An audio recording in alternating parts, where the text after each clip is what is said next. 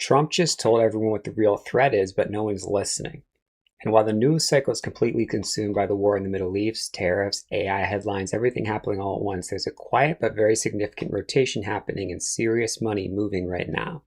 And that's rotation is what I want to spend this video on because I think it's the most actionable thing happening in markets right now. To understand where's money's going, first you have to understand what's pushing out of it where it currently sits. So let's walk through the full picture because each of these forces is feeding into the same conclusion. Now, before we dive in, the only thing I ask in return for all the work that goes into making a video like this, you have to hit that like button. Don't forget to subscribe. Every time you do that, YouTube pushes this video out to more people, which helps us prepare more people for what's happening.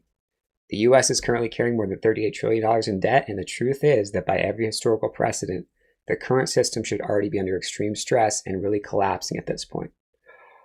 Yet the country continues operating as if nothing is wrong, and financial markets just keep hitting all-time highs while the real economy is deteriorating underneath the surface. And that disconnect's not an accident. It's not sustainable indefinitely. Governments dealing with debt loads at this scale historically have one real option, and that option is to inflate the debt away, print money, devalue the currency, and in doing so, transfer wealth from people holding cash to people holding hard assets and productive businesses. That's not a prediction, that's a pattern that's repeated across every major debt cycle in recorded history. And when you understand that dynamic, you start to see why certain assets are moving the way they are moving right now. Now layer on top of that debt dynamic what's happening in the Middle East because it's accelerating the timeline on everything. The conflict between the US, Israel, and Iran that began in late February has done something no previous geopolitical event in the modern era has managed to do, and that's to simultaneously disrupt both the world's most critical oil supply routes at the same time. So the Strait of Hormuz, it's about 20% of everything the world consumes daily goes through there. To put that in perspective, Saudi Arabia produces 9 million barrels a day, and all U.S. shale production is about 13 million. Hormuz carries half of OPEC's total output through a channel that you could almost swim across. It's the single most important geographic bottleneck in the global economy, and right now it's effectively shut to commercial traffic. When I say effectively shut, I want to be precise about the mechanism because it matters. It's not just that ships are afraid to go through. War risk insurance has been pulled entirely by major underwriters. Lloyd's of London pulled out. Underwriters in Singapore and New York stopped writing new policies for Gulf shipments entirely. Without insurance, a shipping company legally cannot operate. Even if the captain was willing to risk it, the bank that financed the ship would not allow it. So it's a structural shutdown. It does not reverse overnight, even if a ceasefire is announced tomorrow. Insurance markets move slowly and cautiously. They'll not return to normal until there's sustained evidence of stability that simply doesn't exist right now. At the same time, the Houthis in Yemen resume their attacks on Red Sea shipping, which means both the world's most critical oil shipping routes are disrupted simultaneously. For the first time ever in the modern era, Qatar, the third largest exporter of liquefied natural gas in the world, halted all production after Iranian drone strikes hit its two major export facilities. The immediate market reaction was European natural gas prices surging more than 50% in a single trading session. European diesel futures hit their highest level since late 2022. A 50% single session spike in European gas is by any measure an energy crisis, not a fluctuation. Qatar's energy minister told the FT that if the conflict continues, other oil producers might have to stop export too. His words were, "This will bring down the economies of the world." Add to that the fact that roughly 1/3 of the world's fertilizer trade also moves through Hormuz. Fertilizer supply chains were already stretched after the Ukraine war. If Hormuz stays shut through the spring planting season, food prices become the next shoe to drop. You could end up with an oil shock and a food shock happening at the same time. When oil goes up, it makes the food shock even worse because fuel costs run through every part of the food supply chain from farming equipment to refrigerated transport to packaging. The Fed is now completely cornered. Oil-driven inflation means it can't cut rates the way the market was expecting. If they do cut into an inflationary environment that's extremely bullish for gold, extremely bullish for silver, extremely bearish for the US dollar, gold was already up 22% before a single bomb dropped in this conflict. Big institutional money has been positioning in gold for many months before this war started. What the conflict added was the final piece, a Fed that's now trapped between inflation it can't ignore and a debt load it can't raise rates though. Silver is doing what silver always does in the later stages of a commodity shock. The monetary side chases gold higher and the inflation story eventually takes over completely. When it does, silver moves faster and further than gold. That's the pattern historically, and there's no reason this cycle should be different. Now, I want to go deeper than just this commodity picture because the really interesting rotation story in markets right now is not only about gold and silver and oil, it's about where money is moving structurally as a result of two separate but reinforcing disruptions happening simultaneously. The geopolitical energy shock and the AI labor displacement wave. And if you want to make sure you're positioned correctly through all this, I developed a list of the best 6 stocks to own in 2026 that you can download for free at stockscommunity.com/free. The CEO of Anthropic, the company behind the AI system Claude, recently said publicly that AI could wipe out half of all entry-level white-collar jobs and potentially spike unemployment to 10 to 20%. And his concern was not that AI would be destructive in some abstract sense. His concern was about speed. He said that compared to previous technology shifts, this one is bigger, broader, and moving faster than anything that's come before. And therefore, even though people will adapt, they may not adapt fast enough. When you hear that specific framing from the same person building one of the most advanced AI systems on the planet, that's not speculation from someone who doesn't understand the technology. It's an insider telling you from direct experience that the pace is genuinely without precedent. And the market's pricing that in. We've seen concerns emerge about software companies losing their core value proposition because AI can now do what they charge for. Financial service companies are watching AI eat into their market share in areas that used to be considered defensible. Even cybersecurity stocks are getting repriced because of how fast AI capabilities are evolving. So the disruption is not distant, it's happening in real time across sectors. And as money rotates out of business exposed to AI displacement, it has to go somewhere. The structural categories that hold up in this environment are the ones tied to things that don't disappear, regardless of how smart AI gets. Real estate, because people always need a place to sleep, and the US still has a housing shortage running millions of units short of equilibrium. Data centers, because you can't have AI without the physical buildings storing and processing the data. Energy, because the single biggest constraint on AI development right now is how much power it takes to run these systems, and that demand's only growing.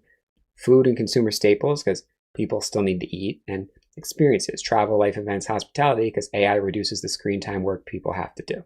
The experience economy actually strengthens as people redirect that time, and these are the defensive rotation categories, assume they have money to spend. But the more asymmetric part of the rotation story is happening somewhere that most traditional investors are not paying close enough attention to yet. And understanding it requires connecting the geopolitical picture we just walked through with a sector that's quietly building towards one of the most significant infrastructure moments in the next decade. So here's the connection. Trump's cyber strategy report, released in early March, is unusually direct about the threats the US is facing, explicitly references what happened in Iran, frames cyberspace as a core domain of both welfare and national security, and names blockchain and cryptocurrency as systems the US intends to protect and maintain dominance over. But here's the part most people are missing. The most critical infrastructure in the modern national security framework is not terrestrial, it's orbital. GPS systems, satellite communications networks, missile detection and tracking, intelligence gathering assets. All of it lives in space, and the strategic value of that infrastructure is not declining. It's increasing dramatically as this conflict demonstrates exactly how dependent modern military and commercial operations are on space-based assets. When Iran attacked data centers in the region, when fiber optic cables running through Hormuz became a strategic vulnerability, when shipping routes got shut and the entire question of physical versus space-based communication infrastructure came into focus, the answer the US and its allies are moving towards is more investment in space-based capability and redundancy.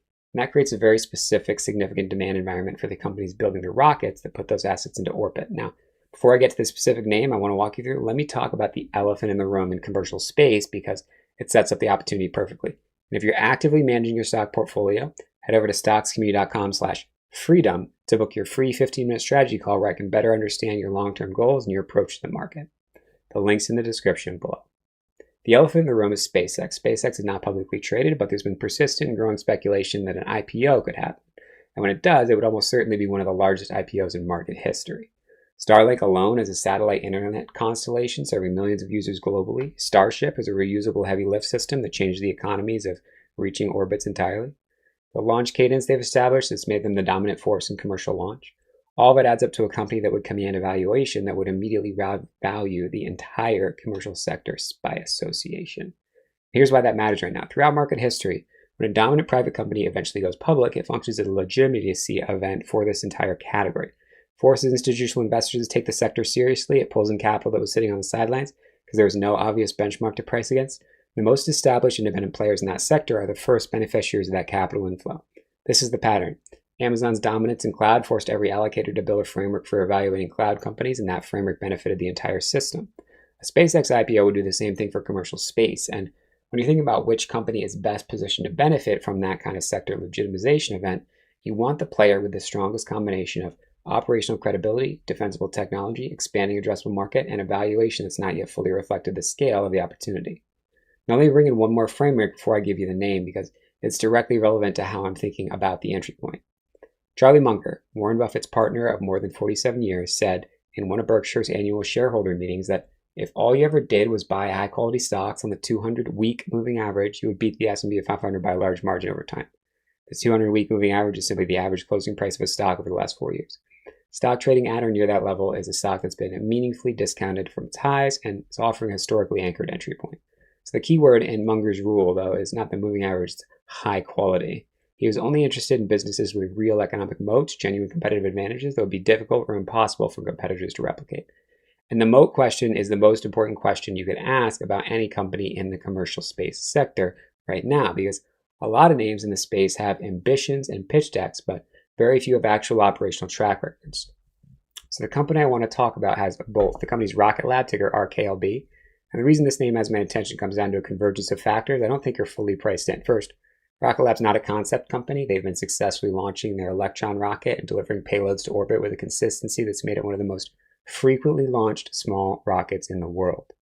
Real revenue, real government contracts, real commercial customers, real hardware leaving the ground on a regular cadence.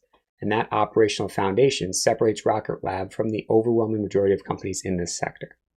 Second, they're in an active development of the Neutron rocket, a significantly larger medium lift vehicle designed to go after the higher value, higher volume part of the launch market. Neutron changes the addressable market for Rocket Lab fundamentally. It's the difference between being a small satellite specialist and being a full-scale launch provider, capable of competing for the kinds of national security and commercial constellation contracts that currently go to a very short list of providers. Third, they've been building out a space systems business that designs and manufactures the spacecraft components and complete satellites for customers. That business creates a recurring revenue stream, separate from launch, and deepens their relationship with governments and commercial customers who increasingly want an integrated provider. Fourth, the demand environment for what Rocket Lab does is accelerating across every vector we discussed. Government satellite deployment is increasing as the strategic value of orbital infrastructure in a geopolitically unstable world becomes undeniable. Defense contracts for intelligence and surveillance satellites are expanding.